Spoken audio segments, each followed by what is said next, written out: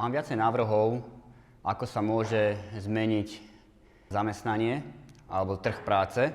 Napríklad zdravé regióny, keď vznikli, tak vlastne fungovali na báze eurofondov. A po skončení projektu prešli priamo pod ministerstvo zdravotníctva, ktoré sú priamo financované už štátom.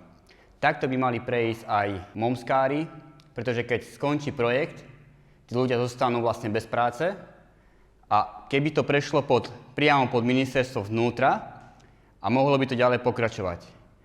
Ale tam by som navrhoval, že tí, ktorí robia priamo tie momsky, ktorí chodia medzi ľudí, aby si dorobili nejakú školu alebo nejaké doučovanie, kde by títo ľudia mohli plnohodnotne pracovať buď na mestských službách alebo v policajnom zbore štátnej polícii. To je jeden spôsob, ako môžeme týmto ľuďom pomôcť. Takto by mali fungovať aj asistenti, čo sa týka vzdelávania, školstva, pretože keď skončí projekt, skončia aj asistenti a toto je veľmi zlé.